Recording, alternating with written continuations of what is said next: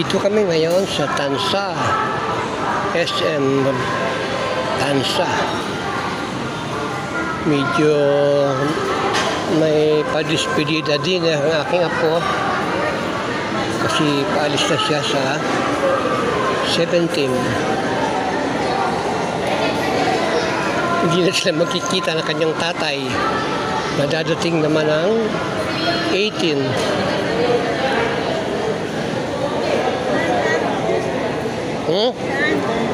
Doon, sa dating tagpuan.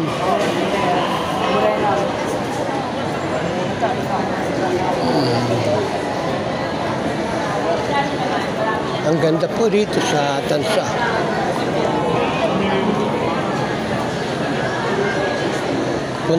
Pupunta kami doon sa paborito naming kainan at sana hindi puno. Baka mapalipat na naman kami sa Chowking.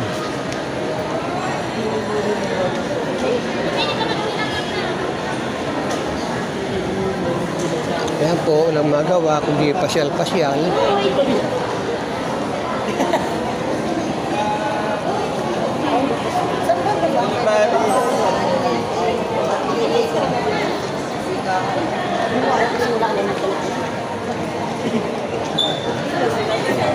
Anong masasabi mo dito sa SM Tansa?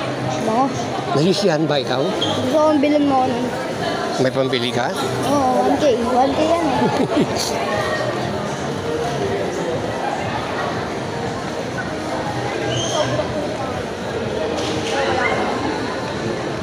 Ang ganda di po ba?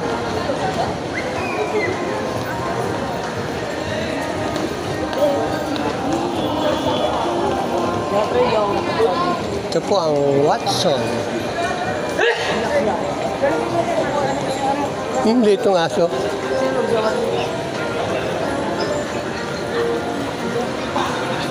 SM Store.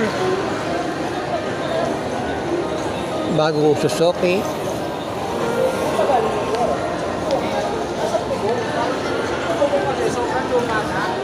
Ayun, mayroon na namang taekwondo.